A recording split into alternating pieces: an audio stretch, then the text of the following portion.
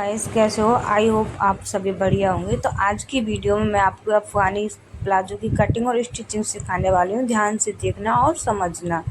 ये मैंने ना चुन्नट कैसे डाली है, धागा कर बना के डाली है, तो ध्यान से देखना और समझना है। तो अफगानी सलवार के लिए ना मैं यहाँ पे कपड़ा 2 फोल्ड कर लिया, इसको 4 फोल्ड में रखना होता है।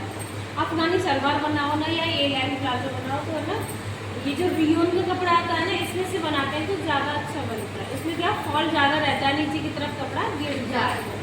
कपड़ा 2 फोल्ड है, अब इस कपड़े को 4 फोल्ड करेंगे। देखो पहले इसको ऐसे लंबाई में किया मैंने, अब इसको चौड़ाई में 4 फोल्ड करेंगे। कपड़ा 4 फोल्ड कर लिया, यहाँ तक समझ में आया? पहले लंबाई में कपड़े को 2 फोल्ड करेंगे, फिर इसको चौड़ाई में करेंगे। ऊपर की साइड हमारी इसमें इलास्टिक लगेगी, तो ये प्लाजो टाइप में बना रही हूँ। नीचे इसमें चुन्नट डालेंगे, तो सबसे पहले ना ऊपर की तरफ निशान लगा लेना फोल्डिंग में। 2 इंच की कपड़ा ऊपर फोल्डिंग में जाने वाला है, तो मैं 1 निशान उसका लगा ना। फोल्डिंग में जा रहा है ना, अपना निशान लगा लेना और थोड़ा पास है या पास से दिखा देना। इसकी जो चौड़ाई है ना पूरी रख रही हूँ। खुली वाली साइड यहाँ से मैं 2.5 इंच अंदर आ गई, खुली वाली साइड से 2.5 इंच अंदर आ गई।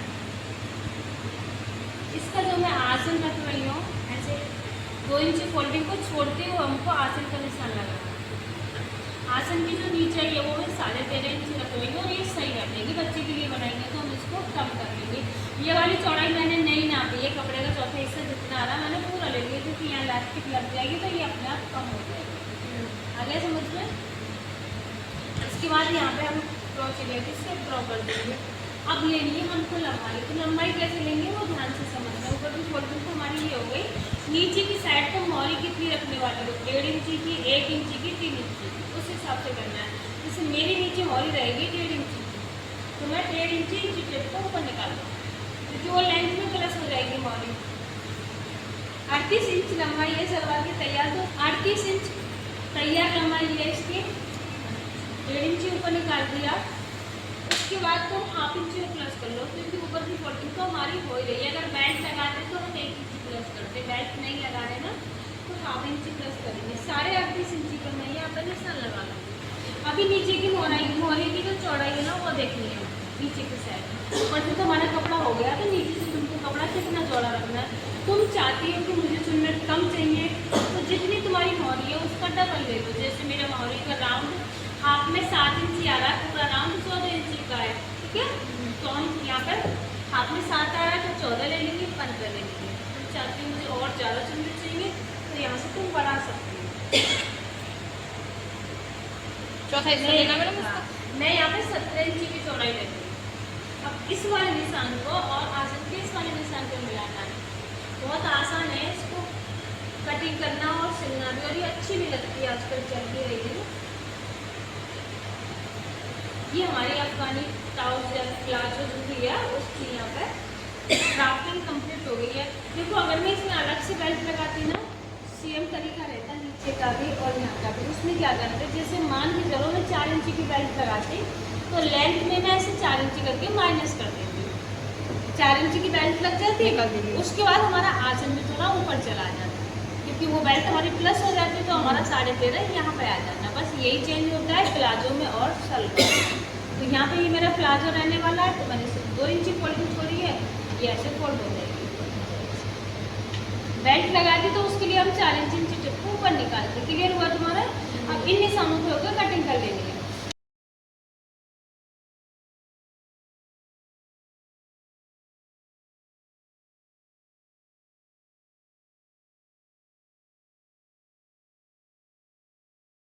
वहाँ तक कट लगा ली, इधर तुमको कट नहीं लगा। ये प्लाजो की कटिंग होगी अफगानी की। कि अब नीचे की मोरी कैसे रेडी करनी है वो देखो। यहाँ पे बेल्ट दिया, नीचे की 5 रुपये मीटर मिल जाती है। जिस शॉप पे आपको सिलाई का सामान मिलता है उसी पे ये मिल जाएगी। ये इसकी चिपकाने वाली साइड है, ये नॉन चिपकाने वाली, तो इसको हम कपड़े पर रख के चिपकाएंगे। तो ये मैं रखूँगी कितनी, देखो ऐसे तो 1.5 इंच हो गई। जितनी तुम्हारी मोरी का राउंड है उसमें 2 इंच प्लस करके रखेंगे।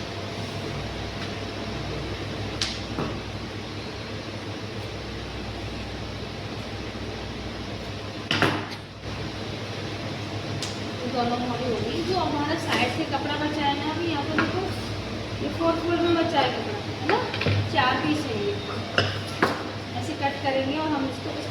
वाले 2 पीस लेने हैं। प्रेस को दिखाती हूँ कैसे करना है। चलिए,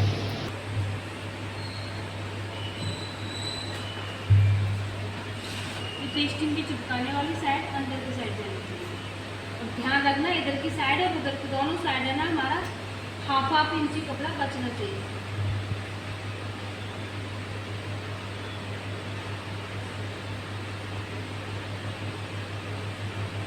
ठीक है, तो चिपक गई।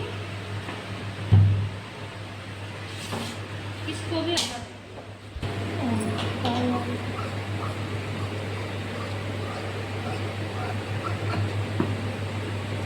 सेम इसी तरीके से दूसरी मोरी भी रेडी करनी है। अब इसको हम प्रॉपर रेडी कैसे करेंगे, जैसे एक पार्ट ये रखना है, इसके ऊपर हम इसको रख देंगे और इधर की साइड हम सिलाई लगा देंगे, इधर का एक्स्ट्रा कपड़ा कर देंगे, इधर जितनी हमको ज़रूरत है उतना कपड़ा रखेंगे। तो वो मैं स्टिचिंग करेंगे ना तब मैं डिटेल में समझाऊंगी कि तुमको मोरी कैसे रेडी करनी है। कटिंग कंप्लीट हो गई, हम इसको सिल के दिखाते हैं। स्टिचिंग में हमें सलवार के सबसे पहले आसन सिलने हैं, तो 2 पार्ट उठाने हैं आपको और इस तरीके से हाफ इंची की दूरी से सिलाई लगा देनी है। इसमें मैं पॉकेट नहीं लगा रही हूँ, अगर आप पॉकेट लगाओगे तो साइड से इसको कट कर देना। और ये जो आसन वाली सिलाई है इसको डबल कर लेना है, पक्का कर लेना है। इसको सिर्फ आसन सिलने हैं। इसी तरीके से आपको दोनों आसनों पे यहाँ पे सिलाई लगा के रेडी कर लेना है। हाफ इंची की दूरी से सिलाई लगानी है और आपको वीडियो पूरी एंड तक देखनी है, आपको बहुत कुछ सीखने के लिए मिलेगा इस पूरी वीडियो में। तो दोनों आसन मेरे यहाँ पर रेडी हो गई। अब हमें नीचे मोहरी रेडी करनी है। तो मोहरी में आप अपनी मर्ज़ी से ऐसे चुन्नट डाल सकते हो या धागे वाली डाल सकते हो। तो मैं यहाँ पे चुन्नट डालूँगी धागे वाली। देखो कुछ नहीं फोल्ड करना, कुछ भी नहीं करना, सिलाई को बड़ी कर लेनी है और हाफ इंची की दूरी से एक सिलाई लगा लेनी है। ये सिलाई लगाते वक्त आपको ध्यान रखना है आपका धागा टूटना नहीं चाहिए, मतलब सिलाई कहीं भी टूटे नहीं। एक ही बार में पूरी सिलाई कंप्लीट हो जानी चाहिए। तो मेरी एक बार में सिलाई कंप्लीट हो गई है। एक साइड से एक धागा मैं सेपरेट करूँगी, दोनों साइड से कर लेंगे हम एक धागा सेपरेट। और इस तरीके से अपने अकॉर्डिंग हम इसमें चुन्नट रेडी कर लेंगे। जब हम धागा खींचते हैं ना तो ऑटोमेटिक इसमें इस तरीके से छोटी छोटी सी गैदर इकट्ठी हो जाती हैं और इसको आप हाथ से पूरे राउंड में इक्वल ही करना है। और कितनी करनी है, ये जितनी आपको मोहरी की ज़रूरत है ना। जैसे तुम्हारी मोहरी का राउंड अगर 12 रखना है तो ये 14 इंची में आपको चुन्नट आनी चाहिए, क्योंकि दोनों साइड 1-1 इंची मार्जिन भी जाएगा। तो मैं अभी इसको नापूंगी, अगर मेरे को कम ज़्यादा लगेंगी तो मैं इनको इस तरीके से फिर से मैनेज कर लूँगी। अब मेरी परफेक्ट हो गई है। इन्हीं चुन्नटों के ऊपर एक हम पक्की सिलाई लगा देंगे अब, ताकि जब हम मोहरी अटैच करें तो ये हमारी चुन्नट इधर उधर नहीं जानी चाहिए। अगर आपको ये वीडियो अच्छा लगा है तो आपको वीडियो को लाइक और चैनल को सब्सक्राइब ज़रूर से करना पड़ेगा। और आप नई जो भी आप न्यू टॉपिक सीखना चाहते हो वो कमेंट कर सकते हो, मैं उस पर आपके लिए वीडियो बना के रेडी कर दूँगी। जहाँ पर भी कम लग रही है ना आपको अपने हाथ से इन चुन्नटों को सेट करते जाना है और यहाँ पे सिलाई लगा लेनी है। अब नीचे की हमें मोहरी रेडी करनी है। तो एक पार्ट में तो मैंने पेस्टिंग को पेस्ट कर लिया था, अब दूसरा लेना है और इस तरीके से रखेंगे। एक साइड अभी हम पक्की सिलाई लगा देंगे, दोनों पार्टों को रखते हुए, दोनों कपड़े को रखते हुए, ठीक है ना। सिलाई कैसे लगानी है, ना आपकी पेस्टिंग के ऊपर सिलाई चलनी चाहिए ना उससे दूर चलनी चाहिए, बिल्कुल पेस्टिंग के बराबर चलनी चाहिए। और जो एक्स्ट्रा कपड़ा है उसको कट कर देंगे। और ऊपर की साइड देखो इतना तो हमारा फोल्डिंग में जाएगा, जो दूसरा कपड़ा है उसको कितना रखना है, जितना सिलने में जाने वाला हो उतना ही रखना है। जब मैंने पेस्टिंग को पेस्ट किया था तो हाफ इंच दोनों साइड कपड़ा छोड़ा था। पेस्टिंग वाली साइड ध्यान रखना है, पेस्टिंग वाली साइड हम कपड़े को ऊपर की साइड पलट देंगे पेस्टिंग पे और अपनी मर्जी की कोई भी लेस लेनी है। जैसे मेरे इस कुर्ते में ना वाइट ही कलर का कुछ काम था तो मैंने यहाँ पे वाइट कलर की ट्रायंगल लेस ले ली है। अगर आप के कुर्ते में जो भी काम हो या अलग से बना रहे हो अपनी मर्जी से कोई भी लेस ले सकते हो। और इस तरीके से लेस को है ना पहले ही इस पे अटैच कर लो ताकि फिनिशिंग हमारी अच्छी आ जाए। अटैच किस साइड करनी है लेस, जिस साइड हमारी पेस्टिंग लगी हुई है। जो हमारा बिना पेस्टिंग वाला कपड़ा है उस पर नहीं करना है। लेस लगा ली है हमने, इस कपड़े को खोल के ऐसे रख लिया है सीधा। सीधे के ऊपर हमको अपनी जो सलवार है ना उसको भी सीधा ही रखना है ताकि हम मोहरी पलटें तो ये जो भी हमारा मार्जिन है वो अंदर की साइड पूरा चला जाना चाहिए। तो यहाँ पे चुन्नटों को हाथ से मैनेज करते जाना है और हाफ इंची की दूरी से सिलाई लगानी है। सिलाई कौन से कपड़े पे लगानी है, जिस पर पेस्टिंग नहीं है। अब जो पेस्टिंग वाला कपड़ा है उसको हम इसके ऊपर पलट देंगे और इसमें एकदम परफेक्ट फिटिंग और फिनिशिंग दोनों अच्छे से आने वाली हैं। इस तरीके से आप सलवार बनाओगे तो जो मैंने लेस पहले ही लगा दी थी ना, उससे ये बेनिफिट होगा कि हमारी इक्वल ही लेस दिखेगी, कहीं पे भी कम ज़्यादा नहीं दिखेगी। तो दोनों मोहरी इसी तरीके से रेडी कर लेनी है। अब हमको बीच की जो फिटिंग वाली सिलाई है वो लगा के रेडी कर लेनी है। आपको अपनी मोहरी का राउंड कितना रखना है उस हिसाब से निशान लगा लेना है और पूरे राउंड में होके हमें यहाँ पे सिलाई लगा लेनी है। आसन से आसन मिलना चाहिए आपका, यही ध्यान रखना है। जब आप फिटिंग की सिलाई लगा रहे हो ना बीच में, आसन से आसन यहाँ पे मिलना चाहिए। सेम इसी तरीके से सलवार बनती है अफगानी, उसमें क्या है बेल्ट आ जाती है ऊपर 4 इंची की, उसको भी बनाना बहुत ईजी है। मोहरी वगैरह बाकी का सारा सेम ही रहने वाला है इसमें।